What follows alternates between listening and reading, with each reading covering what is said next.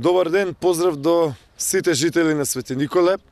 Прво, во овој понеделник, еден ден после изборите, неполни 24 часа, сакам да им се заблагодарам на сите жители на Свети Николе и околните места, на сите населени места во Овчеполијата, како во општина Свети Николе, така и во општина Лозово, кои што излегува да гласаат на овие претседателски избори кои што беа на 13 април. Но на 27 април не очекува уште поголема, уште поважна задача. Овие бројки кои што ги добивме, 7200 гласови за кандидатот на ВМРО ДПМН, Ѓорѓе Иванов, наспроти 3300 за Стево Пендаровски, се навистина одличен и добар резултат. Но за вториот круг ни треба уште поголема поддршка затоа што одиме на 63 пратеници. Одиме на убедлива победа во третата изборна единица во Источна Македонија. Би сакал да кажам една работа која што е важна, навистина важна за Источна Македонија. Тоа е дека многу повеќе проекти за Источна Македонија ќе има, доколку имаме 63 пратеници. Ако немаме 63 пратеници, ВМРО ДПМН повторно ќе победи, Никола Груевски ќе биде и мандатар и премиер. Но без 63 пратеници тогаш има коалициони договори, преговори околу буџетот, преговори околу проектите. Сакаме да го направиме максимумот за Источна Македонија, вклучувајќи ја и општина Свети Николе и општина Лозово.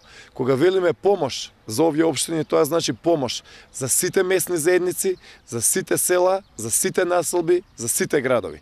Значи, уште еднаш ке речам, многу ни е важно да имаме 63 пратеници, да ги заштитиме економските интереси на третата изборна единица, да ги заштитиме националните и државните интереси.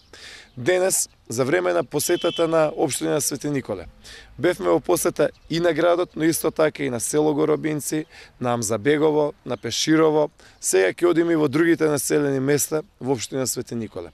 Она што би сакал да го кажам за оваа општина, тоа е дека навистина почнаа некои проекти. Значи, видливи се проектите, постепено одиме од место до место, но уште многу повеќе треба да направиме. И во делот на асфалтирањето, инфраструктурата, водоводи, канализации и сето она што е реална, објективна потреба и разбирлива потреба на луѓето.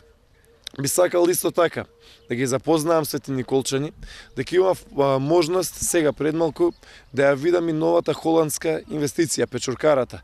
Таму веќе конструкцијата е готова, покривот се става, но тоа е само еден дел, само 25%, една четвртина од она што треба да се изгради. Значи, навистина, нови инвестиции во Свети Николе, во кои што ќе има можност за 450 вработувања. Во зоната во Штип исто така имаме нови најавени инвестиции, а во германската фабрика Маркарт, во која што ќе има 600 вработувања во Велес, сигурно ќе има место за луѓе од Лозово, од Свети Николе и од околните места. Значи, тоа е шансата, тоа е можноста, тоа е еднината на Источна Македонија.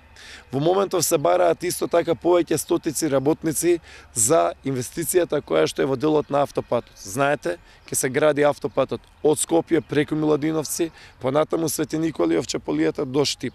Значи, се бараат работници кои што ќе работат на тоа, осигурани се луѓето, 3 години минимум ќе биде проектот, уште една можност за повеќе стотици вработувања. Значи, тоа се добри вести. И ова моje кратко обраќање би го завршил и со она што ги имав како една убава, оптимистичка средба со пензионерите. Со пензионерите имавме навистина позитивна средба, ќе имаме зголемување на пензиите, ќе имаме бесплатен викенд, но исто така и за младите. Знам дека многу млади ќе го гледаат тоа. Наспроти мене тука е спортската сала во Свети Николе, која што направивме, која што никогаш претходно немало, која што ја користат повеќе стотици млади од Свети Николе. На младите би сакал да им порачам дека сите ученици во основно и во средно образование ќе добијат таблет компјутери. Ќе продолжиме со дисперзираните студии, ќе продолжиме со олеснување за вработување на млад кадар кој што ќе може едноставно да добие прва шанса за она што е нивно најважно прашање, а тоа е во делот на обезбедување на екзистенција, вработување и професионално усовршување. Ве повикувам на овој начин да ја прочитате програмата. Навистина има многу проекти. Погледнете, 2046 проекти. Премиерот Груевски дел од нив и ги презентираше. Ве повикувам да гласате и за Никола Тодоров, личност која што има силна енергија, што ќе се бори за третата изборна единица, што ќе се бори за Источна Македонија. Значи, ајде на 27 април да овозможиме 63 пратеници. 63 пратеници за стабилна влада на Македонија, која што ќе ги брани националните интереси во делот на името на Македонија, идентитетот, јазикот, сето она што ни е важно, што го сакаме и кон што сме приврзани. 63 пратеници, да не ни биде уценувана владата, да немаме нестабилна влада, туку стабилна влада, која што тука во Свети Николе, Лозово, Штип, целата и трета изборна единица, во сите 22 општини, ќе овозможни што е можно повеќе проекти. Од срце ве поздравувам, имавме добри резултати вчера, на 13 април, но можеме и уште повеќе. Се најубаво и да живее нашата татковина Република Македонија.